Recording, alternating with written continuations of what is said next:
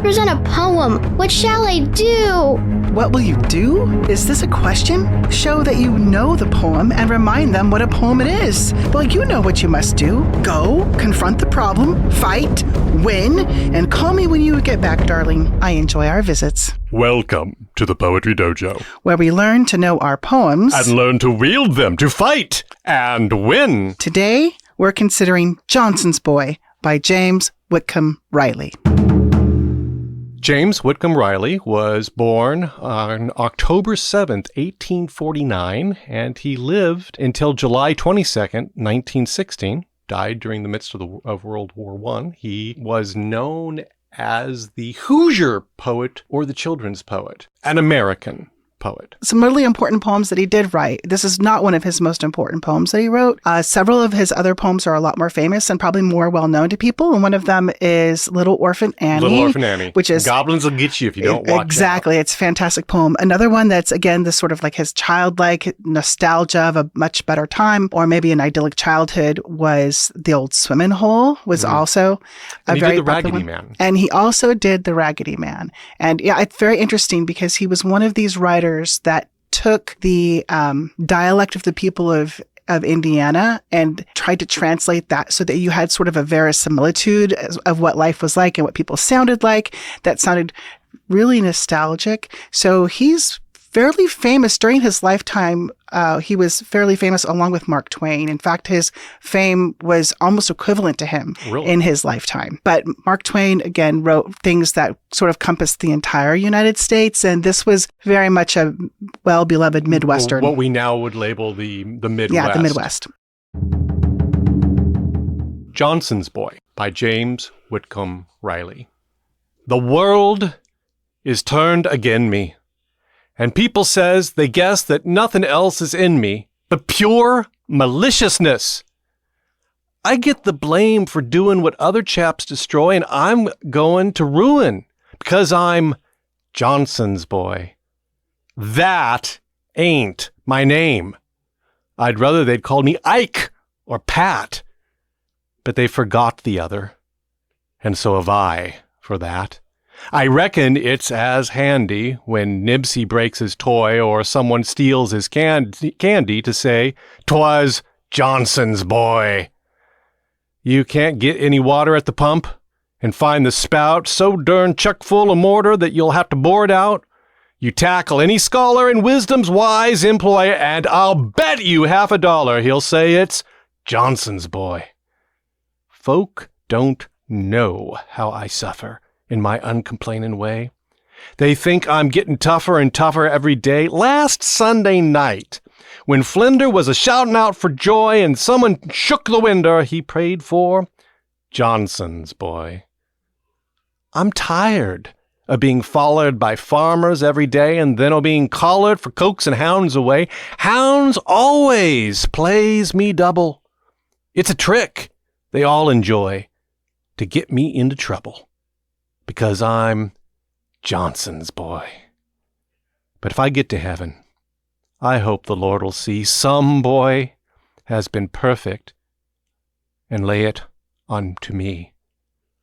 I'll swell the song sonorous and clap my wings for joy and sail off on the chorus. Hurrah for Johnson's boy. Johnson's Boy by James Whitcomb Riley. So, on a first glance, this seems to be a young man who has become the target of choice for blame in his particular community. Yeah, absolutely. He's blamed for what could be malicious tricks or just pranks. And it seems like everybody in the entire community agrees that they're all going to be pointing fingers at this kid named We Don't Know. Yeah. The only thing we know about him is that he somehow is connected to somebody named Johnson. And this Johnson has maybe some kind of claim on him. Maybe it's a parent. Maybe it's an uncle. Maybe it's a different kind of relationship that we don't know for sure. But what we do know is that this boy doesn't seem to fight back when it happens. Have you noticed that as you're reading?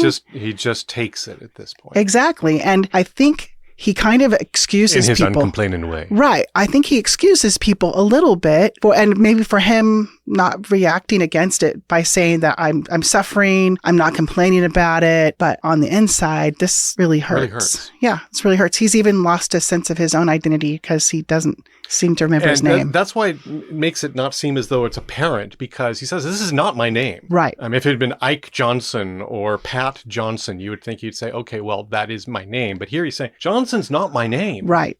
Yeah, exactly. This is such a departure from the rest of Riley's works with regard to children, because on the first reading, it looks like it's fun, cute pranks, and then there's sort of a happy, idyllic twist at the end. But there's, I think, darker edges to this poem that a second or third reading might be able to draw out. So what was something in your reading that you found that seemed to kind of clue into you that you had a little bit more, there was a little bit more depth to this poem than just a prankster getting blamed for everything? He was tired of being followed.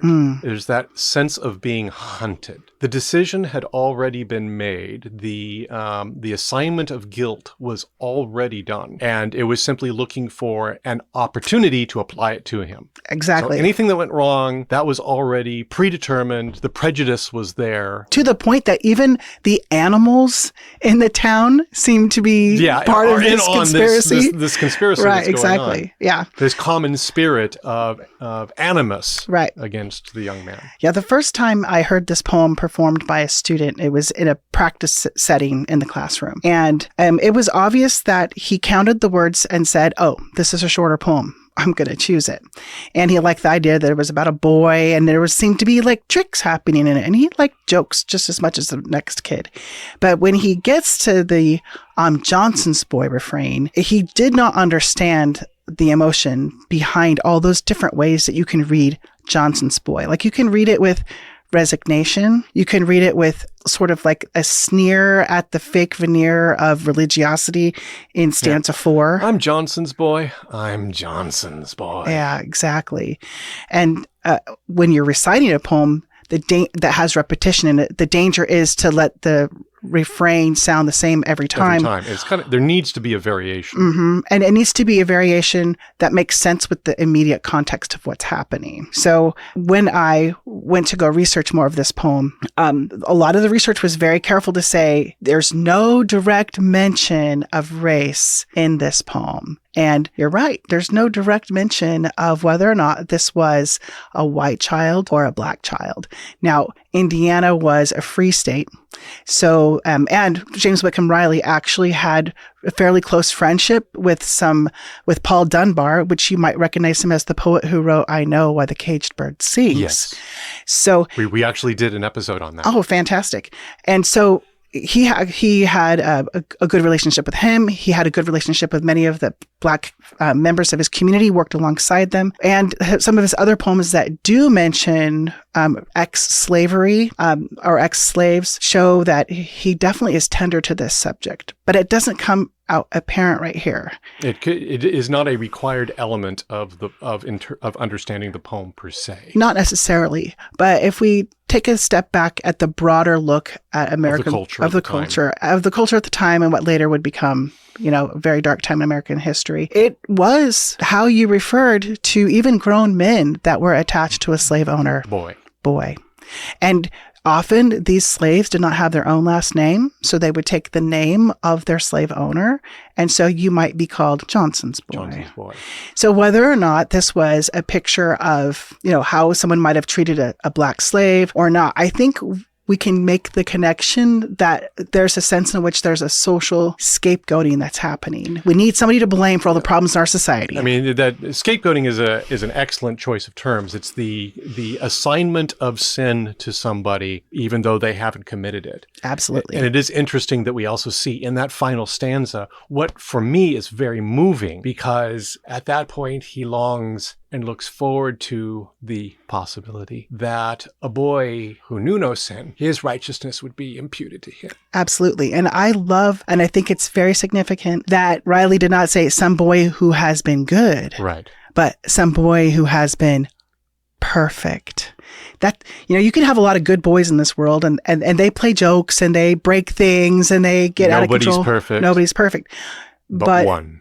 This he's talking about, it's perfect. And I also think that it's very telling that the young man realizes that this is not a problem that's going to be solved here. It's going to be a problem that he hopes God will untangle for him and justify him.